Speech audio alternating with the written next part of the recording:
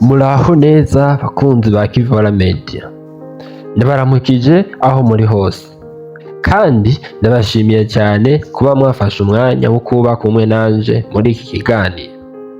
Uyu munsi dufise ikibazo gisa n'icoroshe, ariko iyo ugitanguye kwiyumvirako neza usanga kirimwo ibibazo byinshi kurusha inyishu.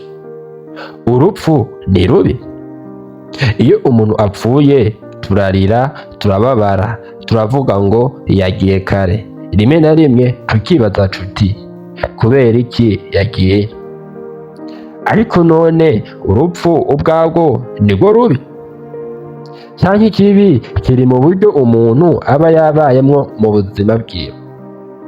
Canke ahari icotuma urupfu rutubabaza cyane ni uko tutamenya neza igihe rwoshigera? Umuntu ashobora kuba afise amafaranga menshi, amazu, imodoka, abagenzi benshi, izina rikomeye, ariko umunsi umwe ibintu byose arabisiga. Nta muntu ajana amafaranga mu mva, nta muntu ajana imodoka mu mva, eka nta n'umuntu ajana inzu, nta muntu ajana telefone mu mva. Ico umuntu asiga nibyo yakoze, abantu yakunze, abantu yafashije, n'akarorero yasigiye abandi. Uyu munsi rero ntitugiye kuvuga urupfu gusa nk'ikintu giteye ubwoba, tugiye kugwiyumvirako mu buryo butuma twibaza mu buzima bwacu, kuko rimwe na rimwe twibuka ko tuzopfa, nibyo bituma tumenya neza kubaho. Urupfu ni rubi? Reka dutangure kuri ico kibazo nyamukuru. Urupfu ni rubi? Mu buzima bwacu urupfu turubona nk'ikintu kibabaza cyane, kandi birumvikana. Iyo umuntu dukunda apfuye harasigara ikinogo mu mutima. Uraguma wibuka ijwi ryiwe, uraguma wibuka uko yatwenga, uraguma wibuka ibintu mwakoranye. Rimwe na rimwe umuntu aragenda ahantu wari usanzwe ubona uwo muntu, ugahindukira ukumva ko atakiriho. Aho niho tubona uburemere bw'urupfu. Ariko hari ikintu kimwe dukwiye gutahura neza: urupfu rurababaza cyane kubera ko ubuzima bwari bufise agaciro. Iyo umuntu atari afise ico adusobanurira, kumubura ntibyotubabaza gutyo. Nico gituma urupfu rushobora kutwigisha ko ubuzima ubwabwo ari ikintu c'agaciro. Ikibazo si urupfu gusa, ni uko tubayeho. Benshi muri mwebwe dutinya urupfu, ariko hari ikibazo dukwiye kwibaza: mbega dutinya urupfu canke dutinya kuba tutabayeho neza? Hari umuntu ashobora kugira imyaka 80 ariko akumva ko atabayeho. Hari n'uwundi ashobora kuba afise imyaka 30 ariko akumva ko hari ico yakoze ku buzima bw'abandi. Nico gituma imyaka yonyene atariyo ipima ubuzima. Ushobora kumara imyaka myinshi urakaye, ushobora kumara imyaka myinshi wanka abantu, ushobora kumara imyaka myinshi wiruka inyuma y'amafaranga ukibagira abo ukunda. Hanyuma umunsi umwe ukibaza uti nari ndiko ndiruka inyuma y'iki? Bakunzi ba Kivara Media, ubuzima ni bugufi kurusha uko tubwiyumvira. Nico gituma tudakwiye kurindira umunsi wo kubura umuntu kugira tumubwire ko tumukunda. Ntiturindize gusaba imbabazi, ntitudindize gushimira umuntu, ntitudindize gufasha umuntu, ntitudindize gukora ikintu wumva gifise akamaro, kuko ejo si isezerano. Kubera iki abantu bata mu bwenge urupfu? Hari abantu batinya kuvuga ku rupfu. Iyo bavuze ngo umunsi umwe tuzopfa, umuntu akavuga ati reka ibyo bintu ntitubivuge. Ariko kuvuga ku rupfu ntibisobanura ko ushaka gupfa.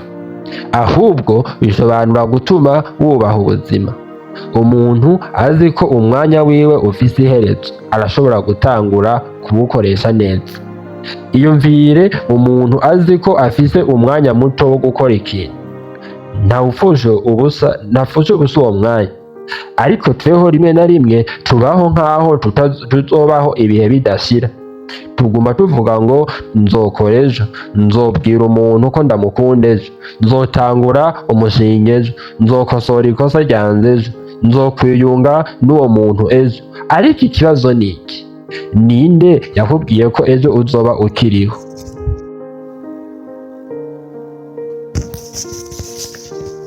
Icyigisho cy'urupfu. Urupfu rufite inyigisho imwe ikomeye. Nta kintu na kimwe cyo kuri iyi si ari icyacu ibihe bidashira. Twebwe turi abagenzi, turarengana. Abatubanjirize baragiye, natwe tuzokurikira. Abazodukurikira nabo bazogenda. Nicyo gituma dukwiye kwiga gukoresha neza igihe dufise. Nimba ufise umuryango, bawuhe umwanya. Nimba ufise ababyeyi bakiriho, nububahe. Nimba ufise abana, ubigishe.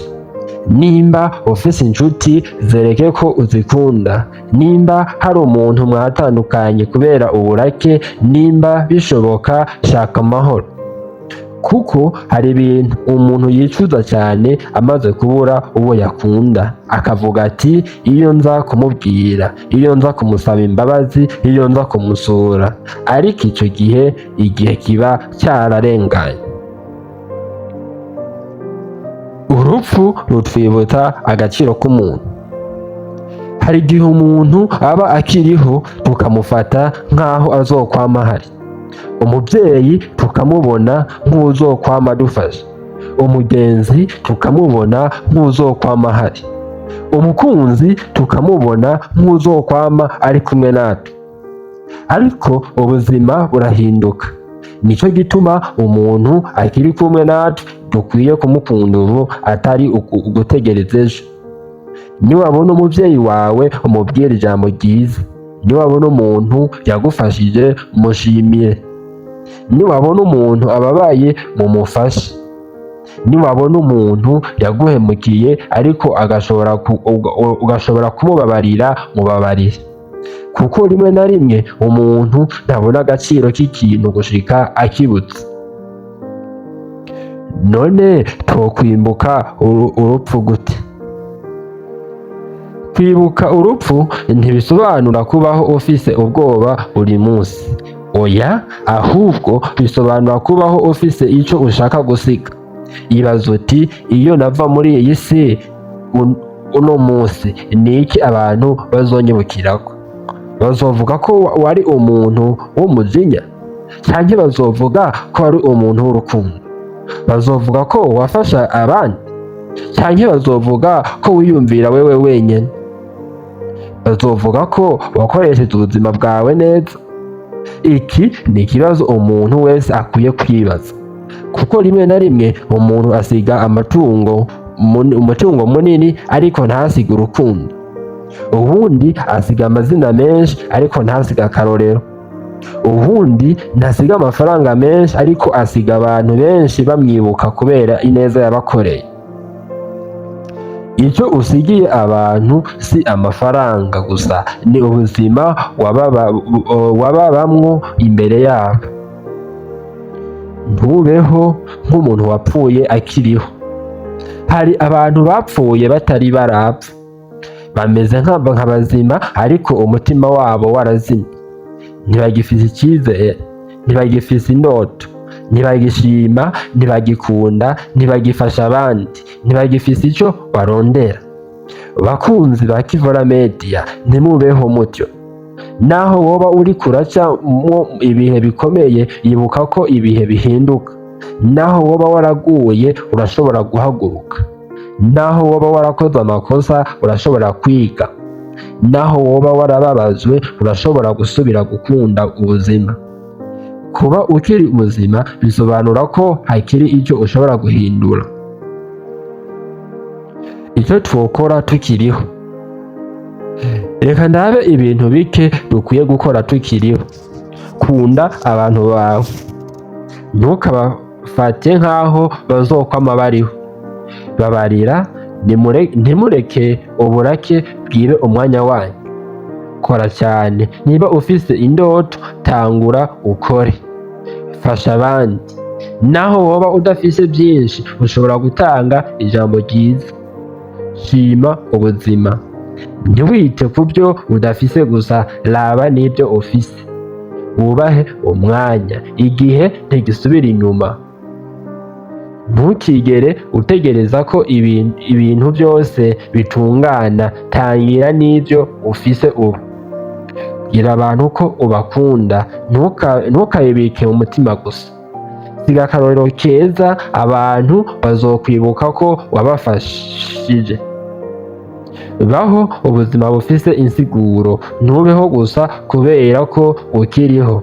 Baho kugira ubuzima bwawe bugire icyo busigira abandi. Ikibazo cy'ingenzi none reka nkubaze nawe, ureba iki ikiganiro? Iyo ubwiwe ko ufise umunsi umwe gusa wo kubaho, wumva wokora iki? Wosubira kwande? Wobwira nde ko umukunda? Wosaba imbabazi nde? Wofasha nde? Wohamagara nde? Niki wokora utarigeze utinyuka gukora? None ikibazo ni iki?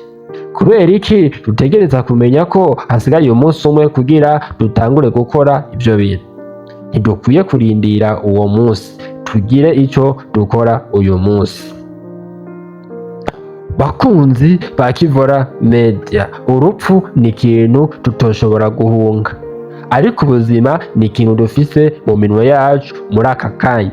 Ntidushobora kumenya igihe urugendo rwacu ruzorangirira, ariko turashobora guhitamwo uko turubamwo. Turashobora guhitamwo gukunda, turashobora guhitamwo kubabarira, turashobora guhitamwo gufasha, turashobora guhitamwo kubaha ababyeyi bacu, turashobora guhitamwo kurera neza abana bacu, turashobora guhitamwo gukora ku ndoto zacu, kandi turashobora guhitamwo kutazokwicuza cyane ibintu tutakoze igihe twari tukibishoboye. Urupfu rushobora kuba iherezo ry'ubuzima bw'umubiri, ariko uburyo wabayeho bushobora kuguma mu mitima y'abagusigiye. Nicyo gituma uyu munsi aho kwibaza gusa ngo urupfu ni rubi, niwibaza uti mbega ubuzima ndiko ndabukoresha neza?